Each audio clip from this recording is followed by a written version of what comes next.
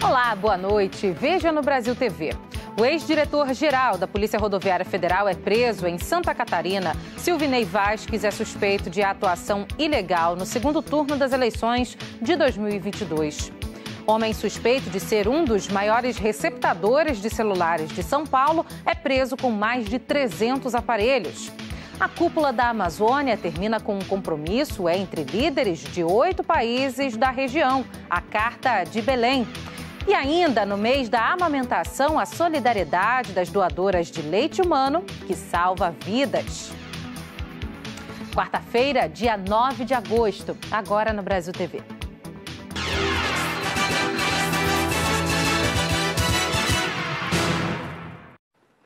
A Polícia Federal prendeu hoje o ex-diretor-geral da Polícia Rodoviária Federal, Silvinei Vasquez. Ele é suspeito de tentar interferir nas eleições presidenciais ao concentrar operações de fiscalização da Polícia Rodoviária no Nordeste, onde o então candidato, Luiz Inácio Lula da Silva, tinha maior apoio do eleitorado.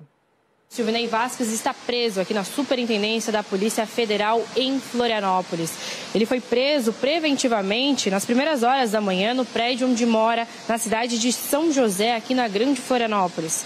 Em seguida, o ex-diretor-geral da Polícia Rodoviária Federal foi trazido, então, aqui para a Superintendência da PF. De acordo com as investigações, integrantes da Polícia Rodoviária Federal teriam direcionado recursos humanos e materiais para dificultar o trânsito de eleitores no dia 30 de outubro. A Polícia Federal também apreendeu celulares e o passaporte de Silvinei. A Polícia Rodoviária Federal afirmou que colabora com as autoridades e que abriu 3 processos administrativos disciplinares para apurar a conduta de Silvinei Vasquez. À tarde, o ex-diretor-geral da Polícia Rodoviária Federal foi transferido para Brasília. A cobertura completa daqui a pouco no Jornal Nacional. O ministro Alexandre de Moraes revogou ontem à noite as prisões preventivas e colocou em liberdade mais 72 réus investigados pelos atos golpistas de 8 de janeiro. Eles terão que usar tornozeleira eletrônica e não poderão sair de casa à noite. Ainda continuam presos 128 investigados. Ainda em relação aos ataques, a CPI ouviu um dos depoimentos mais esperados, o de Anderson Torres, ex-ministro da Justiça de Bolsonaro, que depois virou secretário de Segurança do Distrito Federal. Anderson Torres chegou para depor usando uma tornozeleira eletrônica. Essa é uma das medidas determinadas pelo ministro Alexandre de Moraes em substituição à prisão, assim como recolhimento domiciliar noturno. O ex-ministro da Justiça repetiu que já havia dito para a Polícia Federal e ao Tribunal Superior Eleitoral sobre a minuta do golpe.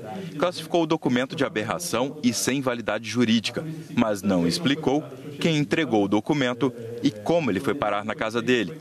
O documento previa a decretação de um estado de defesa no Tribunal Superior Eleitoral, o que contraria a democracia e a Constituição. A polícia encontrou um texto apócrifo, sem data, uma fantasiosa minuta, que vai para a coleção de absurdos que constantemente chegam aos detentores de cargos públicos. Uma verdadeira aberração jurídica. Esse papel não foi para o lixo por mero descuido. Não sei quem entregou esse documento apócrifo e desconheço as circunstâncias em que foi produzido. Sequer cogitei encaminhar ou mostrar para alguém. Após voltar dos Estados Unidos, onde estava no dia dos ataques golpistas, ele ficou 4 meses preso. Era secretário de Segurança do DF no dia 8 de janeiro e é investigado pelo Supremo Tribunal Federal por suposta omissão nos atos golpistas. Ele viajou 2 dias antes da invasão e a destruição das sedes dos 3 poderes. Na CPI, Torres buscou se eximir de responsabilidades, negou saber a gravidade da manifestação programada para Brasília e que, por isso, viajou de férias. Eu jamais ia imaginar que aquilo ia acontecer, que aquilo ia virar de novo e se tornar o 8 de janeiro. Quando eu viajei, não havia informação de inteligência. Na CPI, Torres disse que, antes de viajar, deixou um plano para garantir a segurança da Praça dos 3 Poderes e que não havia indícios de que os atos golpistas ocorreriam, caso contrário, nem viajaria. Mas já há documentos na CPI indicando que foram vários os alertas dos riscos da manifestação. Torres chegou a falar que considerou excessivo o plano e que só uma bomba levaria à perda do controle da esplanada. Torres afirmou ainda que as forças de segurança, como a Polícia Militar do DF, subordinada a ele, não seguiram planejamento. A relatora, senadora Elisiane Gama, do PSD, insistiu em questionar quem seriam as autoridades responsáveis por impedir o ataque. A minha pergunta para o senhor é uma pergunta clássica, básica.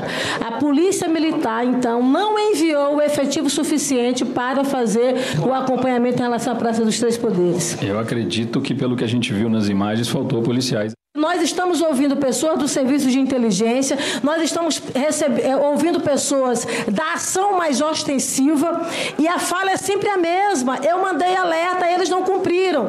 Quem está do lado que deveria cumprir, que é a ação ostensiva, diz, olha, eu não estava aqui no Brasil, eu estava fora do Brasil, era para a Polícia Militar fazer e não fez. Então fica, na verdade, um jogo de responsabilidade e o que a gente vê foi um cenário que nós acompanhamos.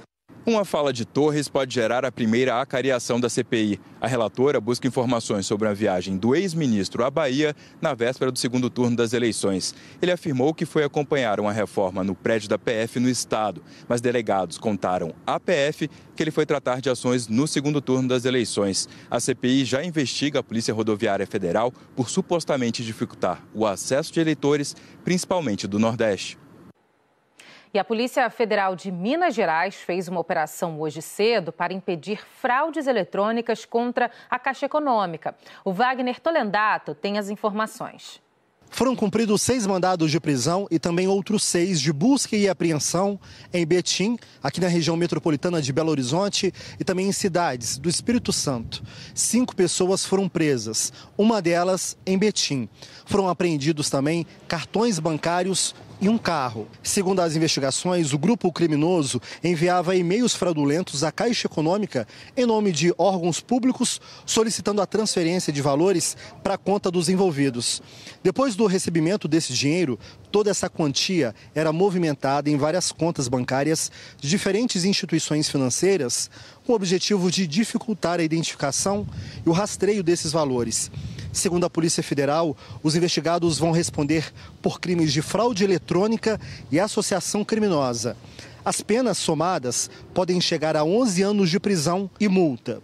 Nós entramos em contato com a Polícia Federal para saber outros detalhes sobre essa operação e também o valor estimado de prejuízo à Caixa Econômica Federal. Mas essas informações não foram respondidas. Wagner Tolendato para o Brasil TV. No Mato Grosso do Sul, a ação dos policiais federais foi contra um grupo suspeito de matar 3 pessoas em menos de um mês na cidade de Três Lagoas. Essa operação é o resultado de investigações realizadas há vários meses pela Polícia Civil para esclarecer 3 assassinatos ocorridos ano passado na cidade de Três Lagoas, região leste de Mato Grosso do Sul. Os policiais colheram provas, ouviram testemunhas e tiveram a cooperação de policiais de Mato Grosso do Sul e de outros estados. Um trabalho que terminou na desarticulação de uma rede criminosa que julgava e matava pessoas que contrariavam o grupo criminoso. Diligências foram feitas em várias cidades. 13 mandados de busca e apreensão e 26 de prisão foram cumpridos em diversos endereços em Três Lagoas, em Campo Grande, Dourados, Andradina, interior de São Paulo e Fortaleza, Ceará. As ordens judiciais foram cumpridas também em presídios. Essas ações contaram inclusive com o apoio de um helicóptero. A Operação Sepulcro marca, então, o desfecho das investigações que esclareceram os assassinatos de Carlos Augusto Machado, Pablo Christian de Azambuja Queiroz e Elias Ribeiro. Ainda conforme a polícia, o grupo criminoso tinha um modo de agir sofisticado para julgar e condenar as vítimas. Segundo as autoridades policiais, a prisão dos bandidos vai trazer justiça aos familiares das vítimas e que a operação de hoje representa um passo importante no combate ao crime organizado. De Campo Grande, Oswaldo Nóbrega para o Brasil TV. A polícia de São Paulo prendeu em flagrante um homem com dezenas de celulares roubados em uma rua na cidade, muitas vezes ocupada pelos usuários da Cracolândia. Amadou Diallo era procurado pela polícia por receptação de celulares roubados e por furto desde 2021. Ele foi preso em flagrante ontem à noite nessa rua, que já foi ocupada pelo fluxo da Cracolândia, a poucos metros do apartamento onde os policiais tinham mandados de busca e apreensão para cumprir. Diallo, que é de Guiné-Bissau, país africano, estava com 3 celulares e as chaves de 2 apartamentos. Neles, os agentes apreenderam 312 aparelhos. Encontraram ainda computadores usados para desbloquear os aparelhos, invadir aplicativos de bancos para roubar dinheiro. No cômodo havia câmera de monitoramento. Os investigadores chegaram até o bando usando o sistema de localização de celulares roubados. A polícia trabalhava nessa investigação há cerca de 6 meses e descobriu que vários aparelhos celulares apontavam como localização este prédio no bairro de Campos Elíseos, região central da cidade.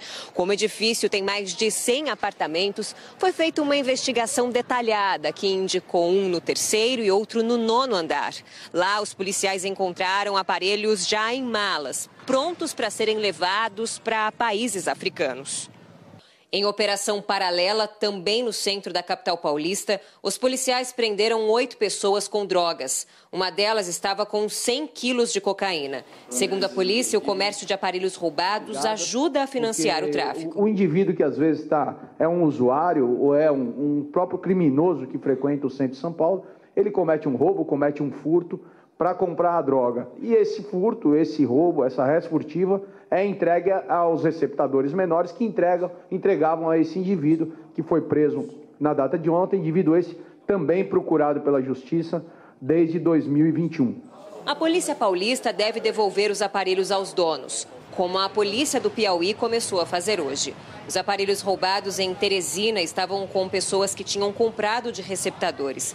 Das 700 pessoas que estavam com aparelhos roubados e foram intimadas a devolver, 300 procuraram a polícia até agora. O que nós queremos aqui é mostrar para toda a população que essa cadeia criminosa ela existe porque há quem a alimente. Então a gente chamou quem tinha um celular roubado e agora nós estamos chamando as vítimas para que elas sejam agentes dessa transformação e oriente os seus amigos, seus parentes, para não comprar celular roubado, para não comprar produto roubado, porque essa aquisição, esse comércio acaba alimentando os roubos, a violência urbana. A Secretaria da Segurança do Piauí estima que 20 mil pessoas no estado estão com aparelhos roubados e todas devem ser intimadas até o fim do ano.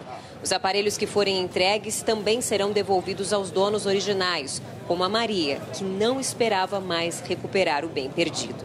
Tá ótimo para mim, ganhei meu dia. É uma coisa que a gente deve sempre colaborar com a polícia. Não compre celular sem nota, que se você comprar, a polícia vai atrás. Belo trabalho de investigação. Nós procuramos o advogado de Amador Diallo, mas ainda não o encontramos. Depois da prisão, segundo a polícia, acompanhado do advogado e interrogatório, ele ficou em silêncio. Um estudante de psicologia foi preso, suspeito de estuprar e cometer abuso sexual contra mais de 300 crianças e adolescentes no Paraná. Os crimes aconteciam por meio de jogos virtuais. O Marcos Landim tem os detalhes do caso. O investigado foi preso em uma kitnet perto da fronteira do Brasil com o Paraguai, aqui em Foz do Iguaçu. De acordo com a Polícia Federal e também a Polícia Civil que conduziram essa investigação, ele entrava em contato com menores de idade por meio de aplicativos de jogos e pedia fotos e vídeos em troca de presentes digitais.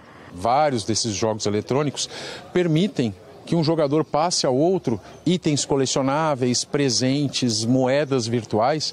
E esse rapaz se utilizava desse subterfúgio para convencer algumas crianças a lhe mandar imagens. Então, de novo, eu já falei isso 1 milhão de vezes, mas, novamente, temos que reforçar que os pais têm que monitorar a atividade dos seus filhos online. No local da prisão, a polícia afirma que encontrou no computador dele pornografia infantil. Pelo menos 1.700 arquivos.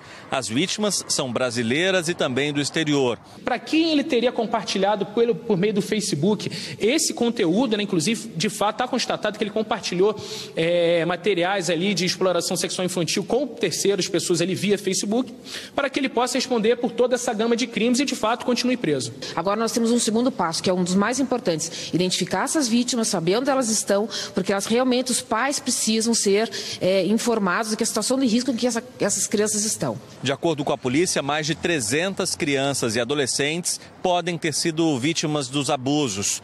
O caso de um menor que teria sido estuprado também é investigado. O preso é um estudante de psicologia e tem 26 anos.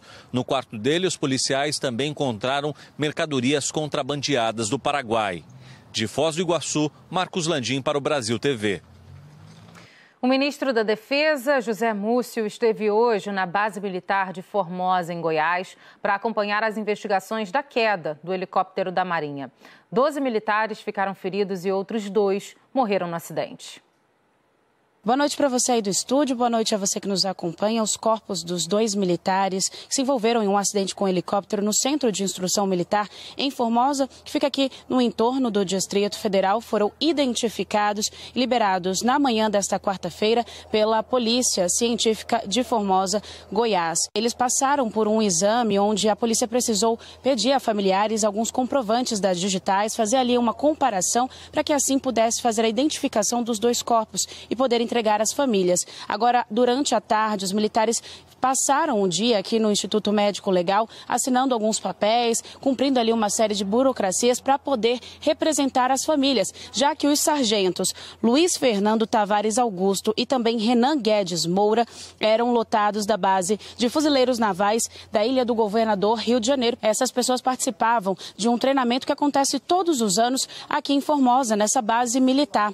Desde 1988, os militares vêm aqui para um treinamento com o uso de armamento, munições reais, justamente para simular uma situação em que eles estivessem em perigo e precisassem atuar de tal maneira. Ainda não se sabe a causa desse acidente. Mais cedo, aqui nessa quarta-feira, o ministro da Defesa, José Múcio, esteve presente, conversou com jornalistas a respeito desse acidente. Cada operação se aprimora os erros ocorridos na anterior. Evidentemente que nós não podemos parar de fazer essas operações, né? Graças a Deus, nós não temos conflitos reais, verdadeiros, graças a Deus. Mas nós temos que criar um cenário onde o nosso soldado saiba como enfrentar se por acaso isso acontecer. O segundo e último dia da Cúpula da Amazônia, em Belém, termina sem que os 8 países da região definam uma meta comum de desmatamento. O segundo dia da Cúpula da Amazônia começou com a foto oficial das lideranças que participam do encontro em Belém. Em seguida, representantes dos países amazônicos se reuniram com chefes de Estado da Indonésia, República do Congo e República Democrática do Congo, países onde também há grandes extensões de florestas tropicais. A ideia é criar uma agenda em comum para discutir financiamentos e outras formas de apoio à preservação ambiental em encontros multilaterais, como a Conferência do Clima da ONU no fim do ano. Representantes da Noruega e da Alemanha, principais financiadores do Fundo Amazônia, também participaram das discussões. Ontem à noite foi divulgada a Declaração de Belém. A Carta de Intenções listou mais de 100 objetivos a serem implementados pelos 8 países da Organização do Tratado de Cooperação Amazônica. Eles se comprometeram a criar uma aliança de combate ao desmatamento, mas não foi definida uma meta em comum entre os países. Sobre mudanças climáticas, o grupo declarou que vai estabelecer um diálogo para definir como a Amazônia vai tratar o tema. O texto também fala em estimular os países desenvolvidos a cumprir a meta já anunciada de investir 100 bilhões de dólares por ano para ajudar os países em desenvolvimento nas adaptações às mudanças climáticas. Na carta, os países se comprometeram ainda a iniciar diálogos sobre sustentabilidade na mineração e hidrocarbonetos, mas não citaram explicitamente a exploração de petróleo na região. Tema bastante discutido durante a cúpula e alvo de críticas do presidente da Colômbia, Gustavo Petro. Os países também fecharam acordo para ampliar a cooperação policial no combate às atividades ilícitas, entre elas a exploração ilegal de minérios. A Carta de Belém também fala em expansão da pesquisa científica na Amazônia, com a participação das populações tradicionais, e em dar garantias de proteção aos povos indígenas, aos habitantes e às organizações de defesa de direitos humanos. Houve bastante frustração. Essa cúpula ela começou com a promessa de ser a mais inclusiva de todas, com um evento belíssimo dos diálogos amazônicos, 3 dias, muita diversidade, muitas propostas, e nada disso foi refletido na declaração final. Representantes de organizações ambientais repercutiram a declaração de Belém. Em geral, eles consideraram um avanço o fato de os países amazônicos terem se reunido, depois de 14 anos, para debater compromissos conjuntos. Mas criticaram duramente a falta de prazos e metas para frear os impactos das mudanças climáticas, como zerar o desmatamento ilegal até 2030 e reduzir o uso de combustíveis fósseis. Houve discussões prévias à cúpula dos diálogos amazônicos, em que foram elaborados vários relatórios, 6 relatórios, com contribuições da sociedade civil do que se esperava para a cúpula. Um ponto específico, por exemplo, que saiu dos relatórios foi o pedido de que fosse determinado uma meta de eliminação do desmatamento ilegal até 2025 e desmatamento legal até 2027, e isso acaba não sendo acolhido nessa carta. Uma declaração como essa, se for para ficar só no papel, ela não adianta nada. A seguir, estudantes de Pernambuco descobrem 3 asteroides reconhecidos pela NASA. Elas vão dar nome a estes objetos no espaço. Não saia daí que a gente já te mostra.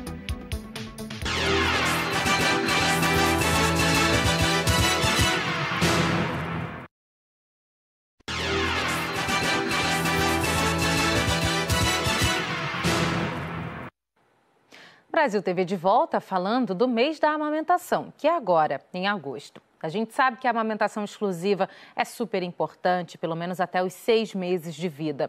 Mas as mães de recém-nascidos prematuros e bebês que precisam de UTI, muitas vezes têm que contar com a solidariedade de outras mulheres para dar o melhor alimento para o filho. A Serena é a segunda filha da Luciana. A mais velha, a Aurora, tem 3 anos e mamou até os 2. Mas a Luciana lembra que no início não foi fácil. E no meio da pandemia, ela recebeu apoio por telefone. Quem me ajudou foram as enfermeiras do Fernandes Figueira, Instituto Fernandes Figueira, que de alguma forma colocaram todas as informações que eu precisava naquele momento, de tanta dificuldade que eu tive. E eu percebia que elas valorizavam muito a amamentação. Cada uma tem seus desafios e realmente esse desafio que eu tive no início foi que me despertou esse desejo, esse interesse em doar o leite para outras crianças também. A Serena, a filha mais nova da Luciana, agora tem 3 meses. E como todo bebê saudável na idade dela, a alimentação é feita exclusivamente pelo leite materno. Mas a mamãe também é doadora. Olha só o potinho aqui de leite que vai ser levado para doação. Já está congelado com a data, etiqueta, tudo certinho. De acordo com o Ministério da Saúde, apenas um pote de 200 ml de leite materno pode alimentar até 10 bebês prematuros ou de baixo peso. O leite materno é capaz de reduzir em até 13% a mortalidade de crianças menores de 5 anos. E são as doações que mostram como pequenas vidas podem ficar ainda melhores com o leite que chega aos bebês internados ou que não recebem leite da mãe. No Rio, o Instituto Fernandes Figueira, vinculado à Fiocruz, é um dos lugares que fazem a coleta.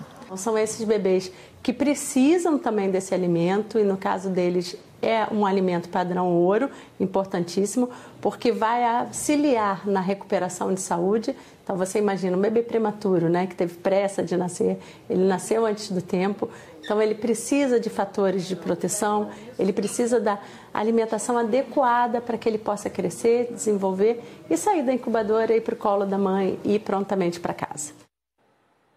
Estudantes de uma escola de piedade em Jaboatão dos Guararapes, em Pernambuco, descobriram novos asteroides no sistema solar. A descoberta aconteceu durante uma competição nacional que conta com a participação da NASA, a Agência Espacial dos Estados Unidos. Você já olhou para o céu e tentou imaginar a quantidade de planetas, estrelas e asteroides que tem lá em cima? Os astrônomos falam, até onde se sabe, o universo é infinito e misterioso. E quando se descobre algo, é motivo de comemoração. Uma turma de uma escola particular de Jaboatão participou de um projeto do Ministério da Ciência e Tecnologia. O objetivo? Descobrir asteroides. É muito lindo você olhar para o céu e saber que existe muitos outros lugares que não vai ser tão fácil conhecer, 35 alunos fazem parte do Clube de Astronomia. Se empolgaram quando souberam que o projeto envolvia a Agência Espacial Americana, aquela dos filmes, a NASA. saber que tem seu nome numa organização, acho que essa palavra certa, numa organização super famosa, assim, né, de astronomia, bem importante, assim. Você se imaginou em algum momento isso acontecendo na tua vida? Não, nunca imaginei isso. O projeto Caça Asteroides começou em abril deste ano e contou com equipes do Brasil todo. Eles receberam imagens da NASA de um cinturão de asteroides entre Marte e Júpiter. Nós temos dois clubes de astronomia e uma eletiva, né? Uma disciplina também para o ensino médio que é voltada para a astronomia. Isso desperta neles tanto interesse em astronomia como em outros campos também da ciência. A astronomia, ela abraça, né? Ela tem uma característica muito interdisciplinar, então, tanto para a área da física, da geografia, então isso tem sido muito enriquecedor para os alunos. Camila não pretende trabalhar na área de astronomia, mas quis muito participar do clube e saber mais sobre o espaço, um aprendizado que vai servir para a vida. É importante ter esses conhecimentos e eu não tive outras oportunidades, como eu tive nesse colégio. Eu comecei a olhar o céu, digamos assim, de outra forma, de outra maneira, e estudar mais sobre isso em casa, sozinha. É bem interessante até. Renata, Mirella e Camila passaram pela primeira fase. Depois vinha a confirmação de asteroide provisório, para então vir a nomeação. Eu não esperava que eu achasse um asteroide.